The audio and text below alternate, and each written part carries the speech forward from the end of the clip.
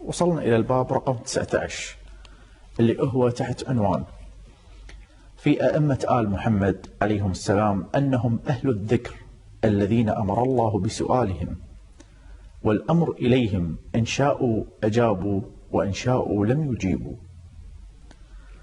عن أبي بكر الحضرمي قال: كنت عند أبي جعفر عليه السلام ودخل عليه الورد أخو الكميت فقال: جعلني الله فداك، اخترت لك 70 مسألة ما يحضرني مسألة واحدة منها.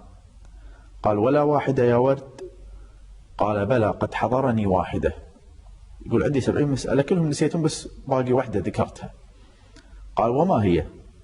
قال: قول الله تبارك وتعالى: فاسألوا أهل الذكر إن كنتم لا تعلمون. من هم أهل الذكر؟ قاعد يسأله. قال: يا ورد، أمركم الله تبارك وتعالى تسألونا، ولنا إن شئنا أجبناكم وإن شئنا لم نجبكم. عن الحسن بن علي الوشاء عن أبي الحسن الرضا عليه السلام قال: سمعته يقول: قال علي بن الحسين عليه السلام: على الأئمة من الفرض ما ليس على شيعتهم، وعلى شيعتنا ما ليس علينا، أمرهم الله أن يسألونا فقال: فاسألوا أهل الذكر إن كنتم لا تعلمون. فأمرهم أن يسألونا وليس علينا الجواب، إن شئنا أجبنا وإن شئنا أمسكنا. عن أحمد بن أبي نصر قال: كتبت إلى الرضا عليه السلام كتابا، فكان في بعض ما كتبت إليه قال الله عز وجل: فاسألوا أهل الذكر إن كنتم لا تعلمون.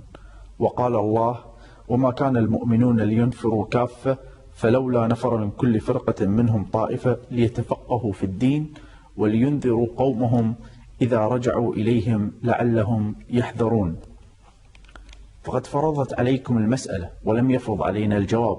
قال الله عز وجل: فإن لم يستجيبوا لك فاعلم أنما يتبعون أهواءهم ومن أضل ممن اتبع هواه بغير هدى من الله. طبعا بغير هدى من الله أيضا المقصود فيها بغير إمام منصوب من قبل الله تعالى.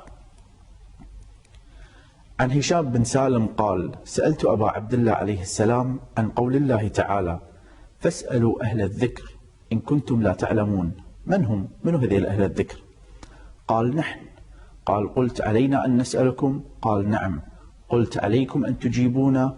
قال: ذلك إلينا.